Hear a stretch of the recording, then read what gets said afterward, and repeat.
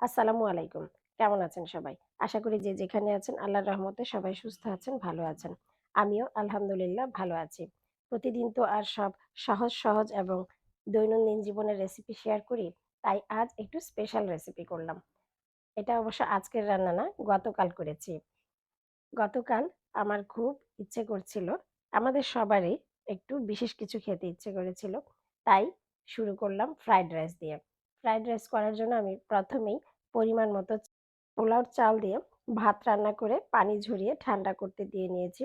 তারপর কড়াইতে পরিমাণ মতো ঘি দিয়ে তাতে আদা বাটা, রসুন বাটা ১ চা চামচ করে দিয়ে নিলাম। এটা খুব ভালো করে তেলে ভেজে নেব যতক্ষণ না একটা সুঘ্রাণ বের হয়ে আসবে। তারপর আমার ডিপে রাখা এই গাজর কুচিগুলো ভালো করে পানি ঝরিয়ে দিয়ে দিচ্ছি। যেকোনো সবজি ফ্রিজে যখন কুচি করে রেখে দিবেন ডিপে, তখন দেখবেন পানি জমে যায়। পানিসহ দিলে গাজরের স্বাদটা ভালো থাকতো না। তাই আমি খুব ভালো করে চিপড়ে পানিটা ফেলে দিয়ে তারপর একটু সেই মসলার সাথে ঘিয়ের মধ্যে ভেজে নিলাম। এবার ৪ টা ডিম দিয়ে দিলাম। ৪ টা ডিম আমি খুব ভালো করে ভেজে নিব। ভেজে এটাও গাজরের সাথে মিক্সড করে নিব। ফ্রাইড রাইসটা খুব সহজ। তারপরেও আমি দেখালাম এই কারণে একেকজন একেক পদ্ধতিতে রান্না করে। আমি সাধারণত এই পদ্ধতিতেই রান্না করি।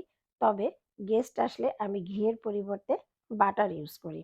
বাটার এবং গোলমরিচের গুঁড়া যখন ইউজ করা হয় তখন এই ফ্রাইড রাইসটাই পুরোপুরি রেস্টুরেন্টের স্বাদে চলে আসে। যেহেতু আমার ছেলে একটু ঝালটা কম খেতে পারে, তাই আমি বাসায় করলে সবসময়ই গোলমরিচের গুঁড়াটা স্কিপ করে যাই। এই তো কথা বলতে, বলতে আমার ফ্রাইড রাইসটা হয়ে গেল। সবার শেষে আমি আবার উপর দিয়ে কিছু কাঁচামরিচ আর ঘি ছড়িয়ে দিলাম। কাঁচামরিচটা দিলাম শুধুমাত্র সুঘ্রাণের জন্য এবং যে খেতে চায় তারা যেন ভাতের সাথে নিয়ে খেতে পারে। এই তো আমার ফ্রাইড রাইস ডান। এবার ফ্রাইড রাইসের সাথে তো একটা স্পেশাল কিছু থাকতে হয়, তাই না? চিকেন ফ্রাই যদি করা হয় তাহলে না খেতে তৃপ্তি আসে না। একটু ঝোল কিছু করতে হয়। তাই আমি চিকেন ফ্রাইটা না করে, করে নিলাম চিলি চিকেন। চিলি চিকেন করার জন্য অনেকেই ক্যাপসিকাম ব্যবহার করে। বাট আমি আজ ক্যাপসিকামও দিচ্ছি না। কারণ ক্যাপসিকামও আমার ছেলের পছন্দ না। যেহেতু আমার ছেলের পছন্দ মাথায় রেখে আজকে রান্না করেছি, তাই ও যেটা পছন্দ করে না সেগুলো সবকিছুই আমি স্কিপ করেছি। এই তো ১ম এই মুরগিটা আমি ভেজে নিয়ে সেই ভাজা তেলের মধ্যে আরো একটু তেল সংযোগ করে তাতে আমি দিয়ে দিলাম আদা বাটা এবং রসুন বাটা। তারপর এভাবে পেঁয়াজ খুলে রেখেছিলাম ৪ কোনা। এবার পেঁয়াজের পাপড়িগুলো খুব ভালো করে আদা রসুনের সাথে আমি কিছুক্ষণ ভেজে নিব। ৪-৫ মিনিট ভাজার পরে আমি ভাজা মুরগিগুলো দিয়ে দিলাম। এই তো মুরগিও কিছুক্ষণ ভেজে নিয়ে আমি ১ টেবিল চামচ পরিমাণ সয়া সস এবং ১ টেবিল চামচ পরিমাণ ভিনেগার দিয়ে দিলাম। দুটোই আমি একসাথে মিক্সড করে দিয়েছি। আপনারা ইচ্ছা করলে আলাদা, আলাদাও দিতে পারেন। কোনো সমস্যা নেই। এতে স্বাদের কোনো পরিবর্তন হয় না। এবার দিয়ে দিব পরিমাণ মতো টমেটো সস। এটা আমি প্রায় ৩ টেবিল চামচ দিয়েছি। কারণ এই তরকারিটা একটু টকটক হলেই ফ্রাইড রাইসের সাথে ভালো লাগে। এই চিলি চিকেনটা মূলত টমেটো সস দিয়েই করা হয় দেখে এটার স্বাদটা একটু চেঞ্জ আসে।